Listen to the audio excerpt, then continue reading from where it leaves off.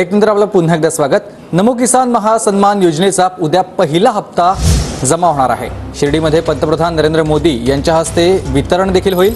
राज्यातील 13,45,000 शेतकऱ्यांना या दोन्ही योजनांचा लाभ मिळेल। कृषी विभागाकडून 1,720 कोटी रुपयांचा निधी मिळाल्याचं कृषी मंत्री धनंजय मुंडे यांनी सांगितलंय। नमस्कार शेतकरी मित्रांनो, पंतप्रधान किसान सन्मान निधी म्हणजेच की पीएम किसान योजनेच्या लाभार्थ्यांसाठी सर्व पात्र शेतकऱ्यांसाठी पुढील हप्ता अखंडित सुरू ठेवण्यासाठी दिनांक 30 जून आपली वार्षिक केवायसी प्रक्रिया पूर्ण करणे बंधनकारक आहे। केंद्र शासनाने पीएम किसान सन्मान निधी योजनेचा लाभ घेणाऱ्या शेतकऱ्यांची माहिती अद्ययावत व पारदर्शक ठेवण्यासाठी केवायसी सक्तीची केली आहे। मुदतीची ही प्रक्रिया पूर्ण न करणाऱ्या शेतकऱ्यांना पुढील 2,000चा हप्ता रोखला जाऊ शकतो। शेतकऱ्यांना ई केवायसी करण्यासाठी मोबाईल ॲपद्वारे फेस ऑथेंटिकेशन, आधार प्रमाणीकरण तसेच केंद्रामार्फत बायोमेट्रिक पडताळणी सुविधा करून आली आहे। ई केवायसीची पद्धत काय आहे? बायोमेट्रिक सीएससी सेंटर, तलाठी कार्यालय अथवा बँकेत जाऊन बोटाचे ठसे देऊन बायोमेट्रिक पद्धतीने ई केवायसी करता येते।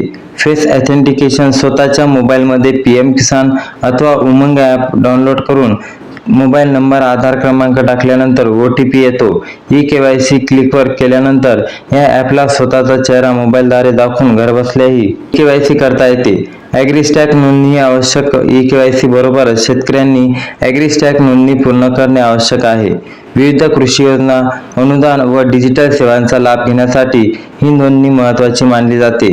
त्यामुळे या शेतकऱ्यांना शासन योजनांचा लाभ घेताना अडचणी शकतात। त्यानंतर जर तिसरं बघितलं तर लँड सीडिंग अत्यावश्यक। ई केवायसी ॲग्रीस्टॅक बरोबर शेतकऱ्यांना लँड सीडिंग करावे लागते, अन्यथा पीएम किसान योजनेचा लाभ मिळत नाही।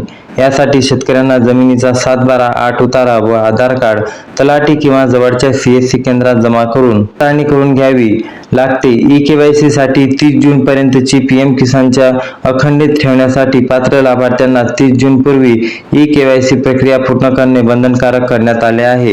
ही प्रक्रिया न केल्यास लाभार्थ्यांच्या खात्यात पुढील हप्ते जमा होणार नाहीत। शेतकरी बांधवांनो, तुम्हाला ही महत्त्वाची बाब ठरणार आहे। ई केवायसी जर केली नाही तर तुम्हाला येणारे पुढील पीएम किसानचे हप्ते अखंडितपणे बंद होऊ शकतात। त्यामुळे पीएम किसान योजनेचा लाभ जर तुम्हाला घ्यायचा असेल तर पुढील हप्ते हे 30 जून पर्यंत ई केवायसी करून घ्या। फेस ऑथेंटिकेशन, लँड सीडिंग आणि पीएम किसानची ई केवायसी जे फेस रीडिंग आहे ते पण तुम्ही करू शकता आणि बायोमेट्रिक आपले तलाठी कार्यालयात जाऊन लवकरात लवकर करून घ्या, जेणेकरून तुम्हाला येणारे हप्ते हे तुमच्यापर्यंत विना अडथळ्याचे येऊ शकतात। म्हणजेच काही हप्ता आल्याच्या नंतर प्रॉब्लेम नाही झाली पाहिजे, त्याच्या पहिलेच तुम्ही ही तयारी करून घ्या आणि जास्तीत जास्त आपल्या शेतकऱ्यापर्यंत हा व्हिडिओ शेअर करा, जेणेकरून त्यांची ई केवायसी राहिली असेल तर ते ई केवायसी पूर्ण करतील। आणि येणाऱ्या व्हिडिओसाठी बेल आयकॉन प्रेस करा। चॅनलला मात्र नक्की सबस्क्राईब करा। व्हिडिओला एक लाईक करून जा। धन्यवाद।